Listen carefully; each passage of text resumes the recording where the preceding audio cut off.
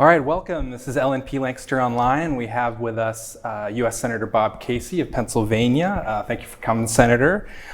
We just had a week where we saw the two Senate candidates debate for the open seat that's being vacated by Senator Toomey. So I know there's been a lot of national media attention on this, and you've spoken to some national media outlets already about this, but wanted to ask you what you thought of the performances of the two candidates, and also, do you think debates are still useful in the way that we used to have them?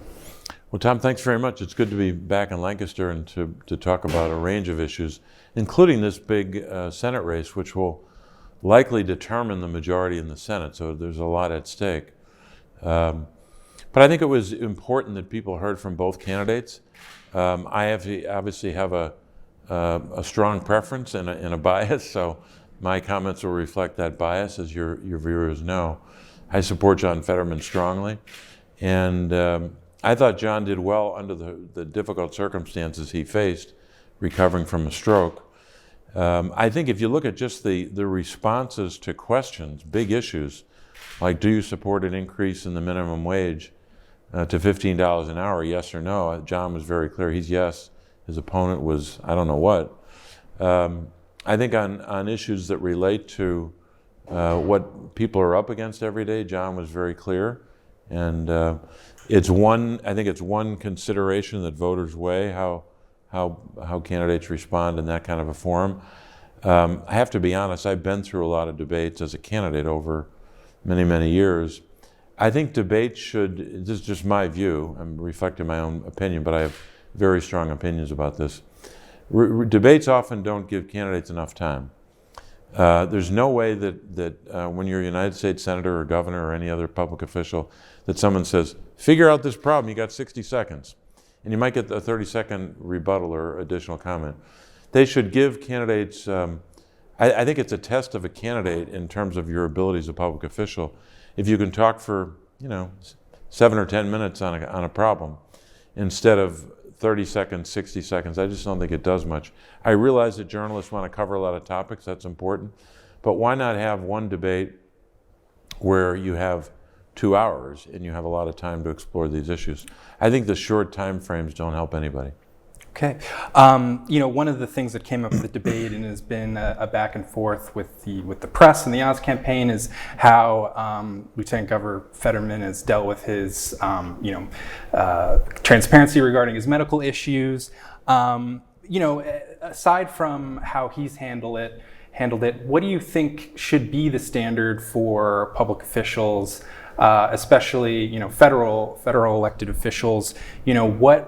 What do public officials owe to voters as far as transparency regarding health and regarding finances, whether it's tax returns or anything else? Yeah, no, I think they owe transparency, the word you use, and it's critically important. Look, I think on the health question, in particular the question of John Fetterman's stroke, I think he's demonstrated a lot of transparency, not just in terms of what the doctor's opinion was back a couple of months ago, and then one from his primary care physician just recently, but also being up front in his presentations, not only in the debate, but virtually every day he's been on the campaign trail, talking about the stroke, talking about how he needs to take steps to improve his health, and he's been very candid about that. And I think giving people, in some ways, part of the transparency is explaining to them what a stroke means, what some of the circumstances are, or some of the manifestations of it, when he says, I might miss a word, I might put 2 words together. So I think John's been both transparent in terms of what he's presented in terms of the medical information, but also transparent kind of on an hourly basis when he's talking to voters and talking to reporters. Do you think there should be a singular standard for any candidate running for federal office, say?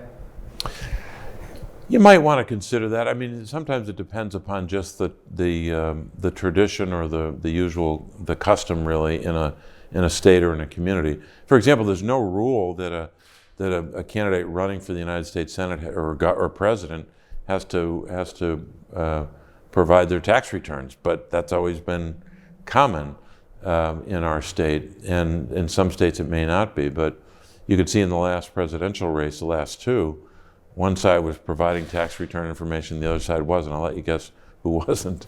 And so it's more a question of custom. Should we pass a law that says you have to provide the following? I don't know. I think that's up to the people. Yeah, I wanted to also ask you about the spending that we're seeing in this race, the levels of money coming in from outside groups and from other parts of the country, whether it be dark money or super PACs, and all this being tied to the Citizens United decision from the Supreme Court those years ago. And Representative Adam Schiff in the House has proposed a constitutional amendment to give Congress the power to regulate campaign spending. Are you in favor of that approach? What do you make of our situation with campaign finance? I like the approach, but I have to be honest with you, I haven't looked at his proposal carefully. But at a minimum, at a bare minimum, and we're not even at this minimum, unfortunately, there ought to be disclosure. We've tried on our side in the Senate for the last decade repeatedly to have something very close to, if not the exact wording of the Disclose Act, which would basically say, as you as an individual have, and even as an organization, have free speech rights. But once you hit a certain threshold of spending, you've got to disclose that, and you have to disclose it in real time. So if you're spending, say, more than $10,000, you should have to disclose that. Today, these dark money groups can spend unlimited money. They could spend $200 billion, and that's perfectly legal under the Citizens United case, which I think was a terrible decision. And they don't have to disclose it until much later, and sometimes even when they disclose it, you can't find out who really is the Mothers for Apple Pie PAC. So voters go into the voting booth hearing a lot of information from these dark money groups. They don't really know where they're from. In other words, the idea that everyone's at the public square, everyone gets a voice, but right now in American politics, there are some players on that public square that have the biggest megaphone, meaning the most money, and there's a big black cloak around them. And everyone says, I can hear their voice over there. They're telling me that this candidate's a bum, but I can't see who they are. Do they represent big oil or some big corporate interest? And we saw now, I mean, the most recent calculation is dark money groups spent $580 million to influence the Supreme Court confirmations of the last decade or so. And we have a right-wing, in my judgment, a right-wing U.S. Supreme Court, mostly, if not solely, because of those dark money groups. I don't think that's consistent with American values or even free speech. So I wanted to get to the economy here. You've been traveling around the state recently in this campaign season, even though you're not running for office yourself this cycle. But I wanted to ask you about the spending packages that Democrats largely have been able to pass over the past term. Inflation Reduction Act, American Rescue Plan last year. Republicans this election season have really been harping on those as causes of the inflation we're seeing in the U.S. So I wonder, for voters out there who are wondering what they've gotten out of the past 2 years of Democratic control, what can you tell us about what's happening with inflation, and why should they support Democrats again under these economic conditions? Yeah, it's a good question. I'll start here in Lancaster County. Think about it this way. The American Rescue Plan passed only with Democratic votes. Not a single Republican, neither house voted for it. Provided for this county about $196 million for county governments and all the local governments that receive funding. So that's just one stream of funding to help the people of Lancaster County recover from the pandemic. A whole separate allocation of dollars for schools in Lancaster County, that's 136 million. So 196, 136 million is a hell of a lot of money to help the people of Lancaster County. That is all separate and apart from the direct support for the child tax credit. 110,000 children in Lancaster County benefited 2.2 million across the state. Reduce child poverty by one estimate, at least 30% in this county, and as high as 40 or higher percent for child poverty across the state and across the country. So those investments made a difference in the lives of those families in this county. And then you move to, so that's your rescue bill, that was 2021. Then you move to the infrastructure bill, roads, bridges, high-speed internet, so much else that will help the people of Lancaster County for not just the next 5 years, but for many years after that. This county has, for example, 100 bridges on the poor condition list. There's only 9 counties in the state that have more than 100 bridges or more on the poor condition list. Now, that doesn't mean that all 100 of those bridges are going to fall down next Wednesday, but it means that you've got a lot of bridges that need help. The only reason that number is going to be able to be reduced is because of that infrastructure bill. And again, that wasn't 100% Republican opposition, but 90% of Republicans in Congress oppose the infrastructure bill. Then you go to the third one, the inflation bill of August. That's going to help over time lowering healthcare costs and energy costs for families. It's going to reduce tremendously, significantly, the cost of prescription drugs for seniors on Medicare Part D. And that was opposed by every Republican. Now, let's get to the question of inflation. I'll stop here. They say we have inflation because of the American Rescue Plan. Well, Mark Zandi at Moody's says that the inflation or the American Rescue Plan caused 0.1% of inflation. The Economic Policy Institute released a report recently that said that 40% of the inflation was caused by corporate profits. Now, there was one party that passed a huge tax giveaway to big corporations and rich people back in 2017. It wasn't the Democratic Party.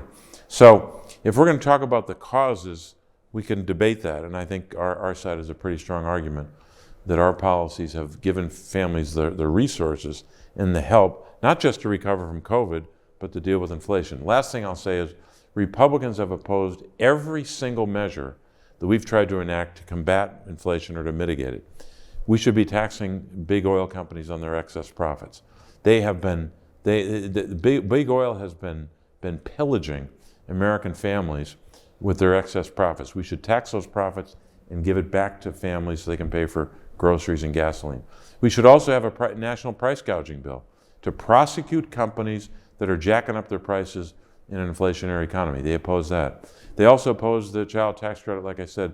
They oppose every single measure that we've tried to pass to at least mitigate or round off some of the sharp edges of inflation. Republicans have no plan to combat inflation except to give away the store to wealthy people and big corporations. And when they ran up the tax breaks for those corporations, they jacked up the deficit by $2 trillion, corporate tax breaks and tax breaks for the wealthy. I don't think that's the way to combat inflation. All right, well, I think we'll make this your last question since you have another event to go to. I wanted to ask you about the state of our democracy, the health of our elections. We've seen some legislative efforts to reform election laws at the federal level, right, with differing views on that. And so when it comes to addressing voting rights, election security, presidential transitions, where is Congress at right now? Where do you think it needs to go before at least the 2024 election? I think the short answer is we're not in a good place for this reason. We weren't able to pass the voting rights legislation back in January. I do think it was important we had that debate, even though most people would argue or would guess at the time that we would not pass it. It was still important to have that debate, where at least one side, 50 Democrats, 50 out of 50, were willing to vote in favor of a voting rights bill to deal with some of the challenges that states are posing, where you have state laws passing in a number of states, or at least being proposed, that would undermine the right to vote. If anything, we should be enacting policies that make it easier to vote. The good news is here in Pennsylvania, despite Republican legislators running away from their vote when they voted in 2019 on Act 77, the good news is we had that bill in place to give people more ways to vote in a pandemic. And guess what? People like voting that way even without a pandemic. So they can vote by mail, or even in some places, we hope they'd be able to vote early. So now you have efforts in Pennsylvania where you've widened the opportunity to vote, but in other states they're kind of narrowing that, and I think that's why we need voting rights legislation. I hope Republicans will join us in that. There is one bit of good news here that's bipartisan. Republicans are now willing to help us pass a bill that will prevent part of the reason we had the horror of January the 6th, where it's going to be very clear what the vice president's role is going to be in counting the electoral votes. So under this Electoral Count Act reforms, you won't have some of the games that people tried to play leading up to that. Will Democrats support that even if Republicans don't, allow more changes to federal election oversight? I think you'll get a bipartisan vote and passage of the Electoral Count Act legislation, and that's good.